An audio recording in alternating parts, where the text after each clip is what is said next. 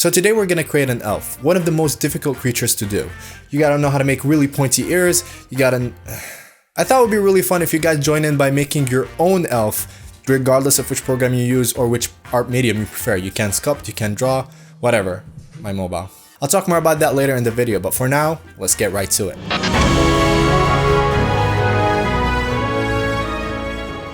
In the background, I'll sculpt the elf and walk you through it. I'll start off with a sphere to shape the head, then I'll add another sphere for the neck and one for the ears. If you are new to the channel, I cover many things such as art advice, sculpting both fan art and original characters, and I also do virtual reality sculpting and much more. If this is your cup of tea, make sure to subscribe to the channel so that you don't miss on future videos. Moving on, here I'll add a sphere for the eyes, place it in the head, and carve in the orbits. I'll then indicate the nose and the upper eyelids. I'll keep all the forms basic for now and shape things progressively. As for the ears, I'll keep them human-like for now and make them pointy later on. From past experience, I found that this helps with the face proportions in the early stages. Generally speaking, female characters have thinner necks, narrower jaws, and chins than males, so I'll make sure to keep that in mind when I sculpt her. I'll now indicate the lower eyelids and work the cheeks and temple a bit. I will then carve the mouth, making sure to keep it somewhat round. I'll then start pushing the nose further by sculpting the nostrils and the wing of the nose. Since I'm sculpting the elf progressively, you will see me go back and forth pushing the forms further as I advance, keeping a harmonic look all around.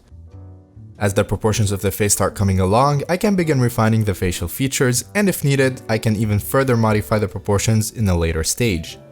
Anyways, as I mentioned in the intro of the video, you can sculpt your own elf or even draw one and send me your work through Instagram, Twitter, or Facebook. You can find my handles in the description of this video. Just make sure to tag me so that I can see the results. Who knows, maybe I'll even show my favorite submissions in the next Let's Sculpt video. I thought this can be a fun way for you guys to participate with the channel and practice at the same time. The only one rule is that you create an elf. You can go about it digitally or traditionally by sculpting or drawing an elf of your choice. It can be fan art or an original work. You can even do a draw in your style or sculpt in your style of the elf I'm creating in this video, up to you. Okay, back to our elf here. You'll see me add a red color for her eyes, which I will change later on. The thing is, I was still undecided of what kind of elf I wanted to create, and at this point I was thinking of an elf vampire of sorts. I call this freestyle. This is where I just start sculpting and let the sculpt itself decide on what it will be. Sometimes you'll end up with some really awesome character designs with this method. Alright, I'll quickly add some eyelashes here, modeling a simple form to represent them. For things like the eyelashes and eyebrows, I find it simpler to model them rather than sculpt, but it will also depend on what kind of look you are going for. I'll give her skin some color, then add a sphere to start sculpting the clothes. I'm making the shapes and design up as I go, just going for a simple look that will complement her style. Generally, when I freestyle my sculpts, I just let my hands go wild and create whatever comes to mind on the spot, keeping the process creative and open-minded. Here I'll quickly add a collar for her neck, again just trying things out as I advance. I'll work on the lips and mouth by building up the fleshy forms before I jump to the hair. Okay, time to start with the hair. First I'll create a sphere to cover the whole head, then I'll start adding spheres to block out the hair's shape. I'll put on my hairstylist's hat and play around with the idea of the hair parting from one side of the head, and from there I'll see how it goes. I didn't know exactly how I wanted it to look, but I imagined her with wavy hair, so you'll see me twist and bend the hair shapes to create that look. Different hairstyles suit different face structures. In a way, I am letting her face decide what kind of hairstyle she will end up with. In the same way her face helped define her hairstyle started defining her character. At this point, I began to imagine her as a descendant of royalty of some kind, also somewhat pure as opposed to a vampire, so I changed her eyes color to suit the new image I have of her.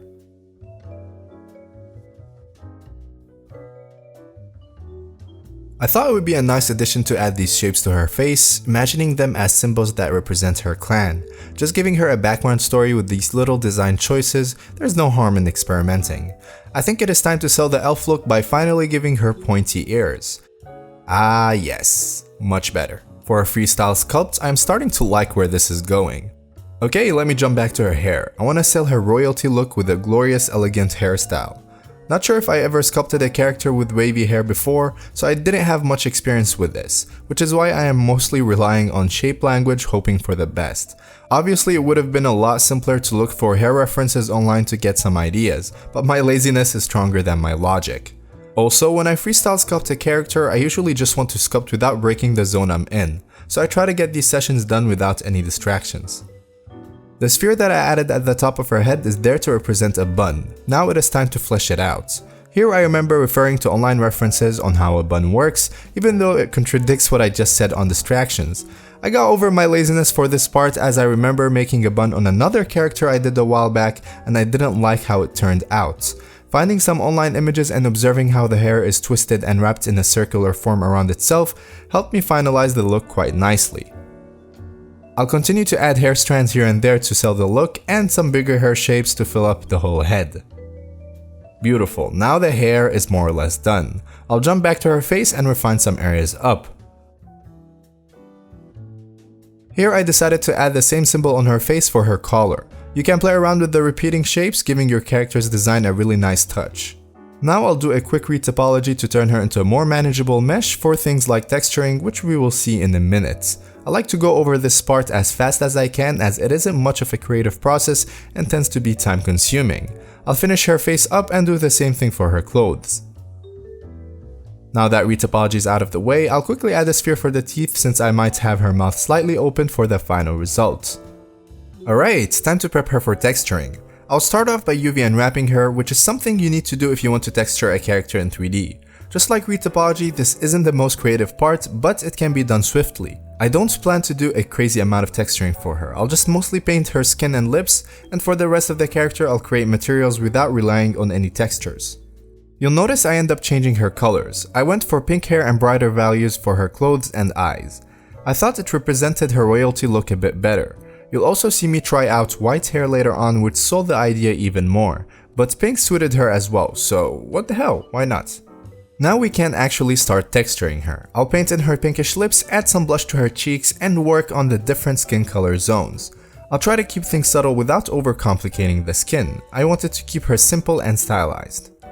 Keep in mind that the skin is a bit more complex than what it might seem, so look up on how it works if you have never textured or painted one before. Understanding the different color zones and mix of colors that makes up a skin tone can really help sell your work. Alright, she is more or less done. I'll adjust the materials, rotate her eyes a bit, and finish things up. Oh yeah, and here's the part where I change her hair color to a brighter value, so let me know which version of her you prefer in the comment section below. I'd love to have your opinion on that. Oh, and don't forget to send me your elf characters on Twitter, Instagram, or Facebook. All of these links are in the video description below. I'm really looking forward to see your results. Hope you guys enjoyed this video. If you did, don't forget to give it a like and share it with your friends. Also make sure to subscribe to the channel with the notification bell so that you don't miss out on any future posts. I'll see you guys in the next one.